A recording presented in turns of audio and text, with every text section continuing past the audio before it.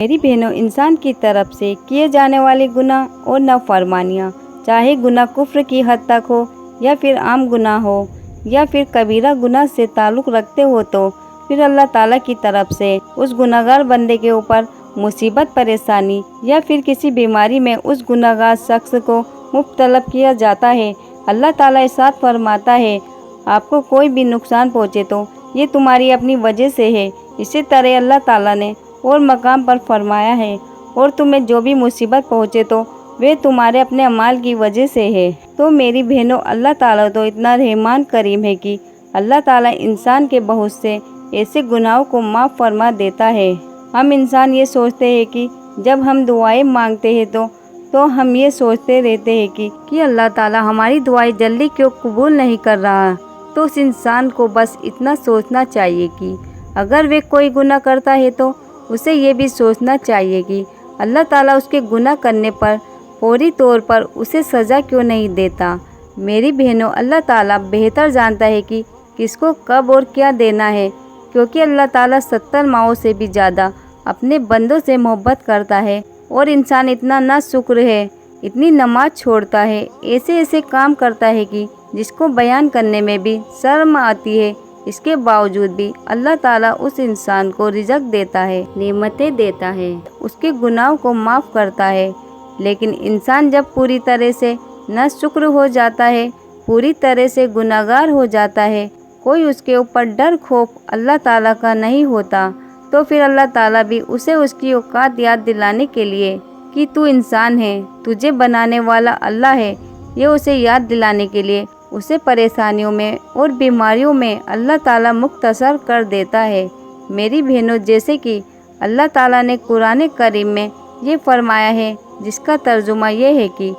اور تمہیں جو بھی مصیبت پہنچے تو وہ تمہارے اپنے اعمال کی وجہ سے ہے۔ اللہ بہت سے گناہوں کو معاف فرما دیتا ہے۔ اور حضرت حسن رضی اللہ تعالیٰ عنہ سے روایت ہے کہ جب یہ آیت نازل ہوئی تو پیارے نبی صلی اللہ تعالیٰ علیہ وسلم نے ارشاد فرمایا کہ قسم ہے اس ذات کی جس کے قبضے میں میری جان ہے، جس شخص کو کسی لکڑی سے کوئی خراش لگتی ہے یا کوئی رگ دھڑکتی ہے، یہ سب اس کو اس کے گناہوں کی وجہ سے ہوتا ہے، اور ہر گناہ کی سزا اللہ تعالیٰ نہیں دیتا، بلکہ جو گناہ اللہ تعالیٰ معاف کر دیتا ہے ان سے بہت زیادہ ہے جن پر کوئی سزا دی جاتی ہے۔ علماء اکرام اس آیت کے بارے میں فرماتے ہیں کہ یہ آیت لوگوں کے لیے مخصوص ہے جن سے گناہ سرزد ہو سکتے ہیں۔ انبیاء علیہ السلام جو گناہوں سے معصوم ہے، یا نابالغ بچے یا پاگل جن سے کوئی گناہ نہیں ہوتا، ان کو جو تکلیف اور مصیبتیں پہنچتی ہے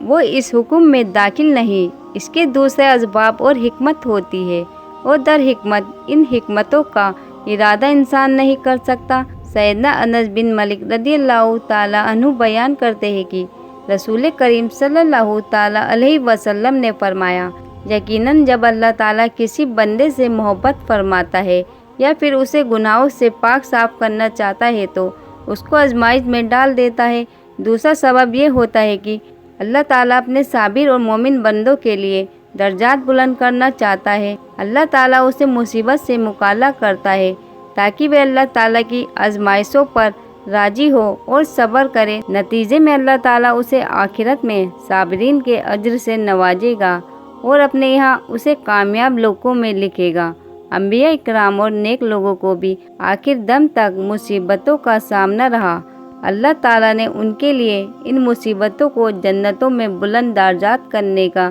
ذریعہ بنایا۔ یہی وجہ ہے کہ ایک صحیح حدیث میں ہے کہ نبی کریم صلی اللہ تعالیٰ علیہ وسلم نے فرمایا، جسے پانے کے لیے انسان کے اعمال کافی ہو تو اللہ تعالیٰ اس کو جسم، مال یا اولاد کی مصیبتوں میں مبتلا کر دیتا ہے۔ حضرت عائشہ رضی اللہ تعالیٰ عنہ کی روایت ہے کہ نبی اکرم صلی اللہ تعالیٰ علیہ وسلم نے فرمایا، کسی بھی مسلمان کو کوئی بھی کاٹا یا پھر اس سے بڑی تکلیف پہنچے، اللہ تعالیٰ اس کے بدلے میں اس کا درجہ بلند کر دیتا ہے یا پھر اس کا گناہ مٹا دیتا ہے۔ اسی طرح حضرت انس بن مالک رضی اللہ تعالیٰ عنہ سے روایت ہے کہ نبی کریم صلی اللہ تعالیٰ علیہ وسلم نے فرمایا کہ جتنی بڑی آزمائش ہوگی، اجر بھی اتنا ہی عظیم ہوگا۔ اللہ تعالیٰ جب کسی قوم سے محبت کرتا ہے تو ان کی آزمائش بھی فرماتا ہے۔ جو اللہ تعالیٰ کی آزمائشوں پر راضی ہو جائے تو اللہ تعالیٰ اس سے راضی ہو جاتا ہے، اور جو کوئی اللہ تعالیٰ کی آزمائشوں پر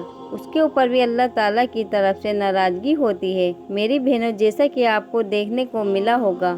کہ جیسے اللہ تعالیٰ مصیبتوں میں مبتلا کر دے اور وہ اس پر صبر اور شکر کرے تو اللہ تعالیٰ اس کے گناہ معاف کر دیتا ہے اور اس کے درجات بلند کر دیتا ہے اور اسے صابرین کے اجر سے بھی نوازتا ہے۔ یہ بات بھی قابل غور ہے کہ دنیاوی سزا اور اخروی سزا ملتی جلتی ہے، جدا نہیں ہوتی۔ جیسا کہ سعد بن ابی وقاص رضی اللہ تعالیٰ عنہ کہتے ہیں کہ میں نے عرض کیا، یا رسول اللہ صلی اللہ تعالیٰ علیہ وسلم کہ لوگوں کی آزمائش سخت ہوتی ہے، تو آپ صلی اللہ تعالیٰ علیہ وسلم نے فرمایا، انبیاء کرام کی جو جس قدر انبیاء کرام کے نقش قدم پر چلنے والا ہوگا انہیں اس قدر آزمائش میں ڈالا جائے گا۔ چنانچہ ایک آدمی کو اس کی دینداری کے حساب سے ہی آزمایا جاتا ہے۔ جتنی دینداری ٹھوس ہوگی آزمائش بھی اتنی سخت ہوگی، اور ان کی دینی حالات پتلی ہوگی تو اس کی آزمائش بھی کم ہوگی۔ حتیٰ کی آزمائش ہے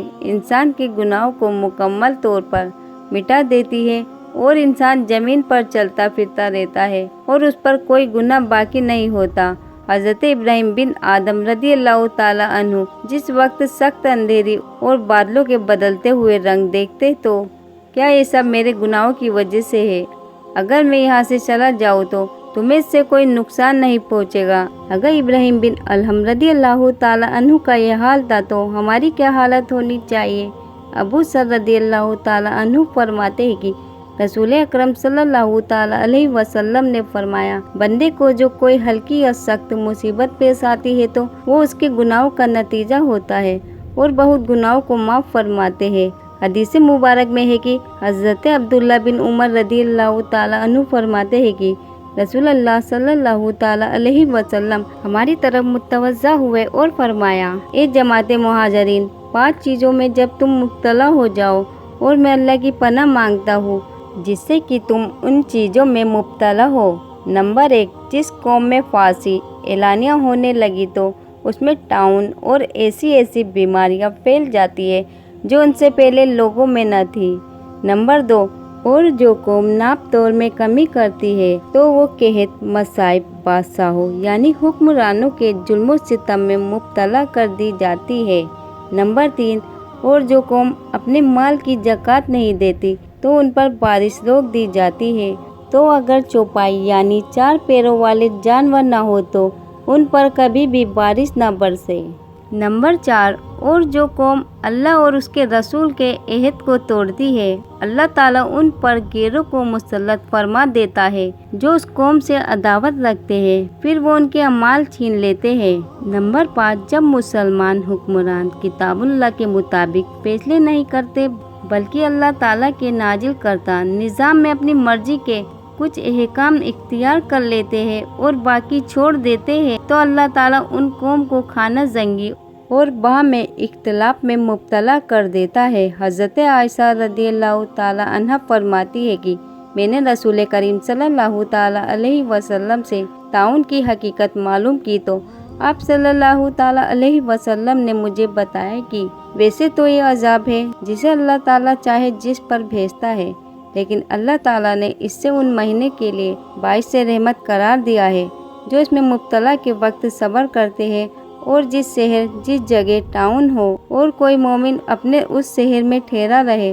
اور صبر کرنے والا اور اللہ سے ثواب کی تعریف رہے، یعنی اسے بیماری بھرے علاقے میں کسی اور غرض مسئلے سے ہے بلکہ وہ ثواب کی خاطر ٹھہرا رہے تو اللہ تعالیٰ اسے بڑا ہی اجر عطا کرے گا۔ تو میری بہنوں، اس ویڈیو سے پتہ چلتا ہے کہ اللہ تعالیٰ انسان کو بیماری بھی اس وجہ سے دیتا ہے کہ وہ اس کے گناہوں کو معاف کر سکے۔ تو میری بہنوں، آج کی ہماری یہ ویڈیو آپ کو کیسی لگی نیچے کمنٹ باکس میں ضرور بتائیے گا۔ پھر ملتے ہیں ایک نئی اگلی ویڈیو کے ساتھ، تب تک کے لیے اللہ حافظ۔